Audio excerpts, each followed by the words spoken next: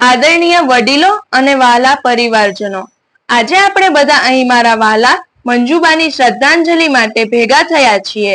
આપણા ઘરનો સૌથી મોટો છાંયડો આપણા વાલા બા. તેમનું જવું એ આપણા પરિવાર માટે એક એવી મોટી ખોટ છે જેને ક્યારેય પૂરી કરી શકાય તેમ નથી. બા એ એક વ્યક્તિ નહોતા, તેઓ આપણો આખો પરિવાર હતા.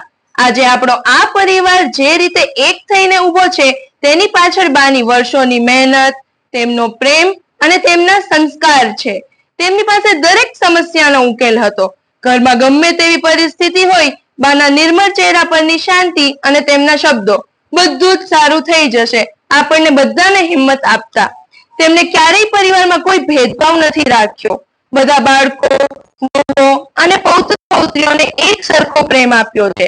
તેમની વિદાયથી આજે આપણું ઘર સૂનું થઈ ગયું છે, પણ મને વિશ્વાસ છે કે બા ભલે શારીરિક રીતે આપણી વચ્ચે નથી, પણ તેમને આપેલા સંસ્કાર, તેમનો પ્રેમ અને એકતાનો પાઠ એમના સંતાનો રૂપી મોતીની માળિયાના મણકા કે જે કનુ મામા, રમેશ મામા, યોગેશ મામા, મમ્મી, નીમુ માસી, પૌ માસી તથા મોતીને એક સાથે જોડી રાખનાર મારા મામીઓના રૂપમાં હંમેશા આપણી સાથે રહેવાના છે. આજે પણ મને યાદ છે કે કેવી રીતે બા આખા પરિવારને એક રસોડે સાથે બેસાડીને જમાડવાનો આગ્રહ રાખતા. એ જમવાનું માત્ર ભોજન નહોતું, પણ આખા પરિવાર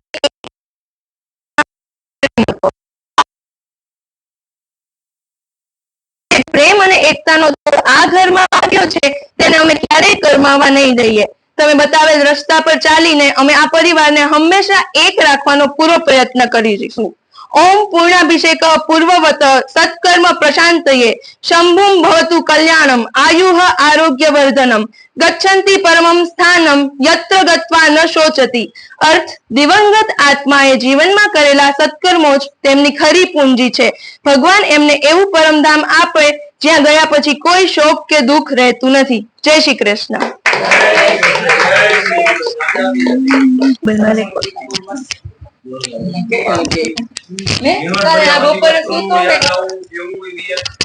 બપોરે સૂતો ને રાતે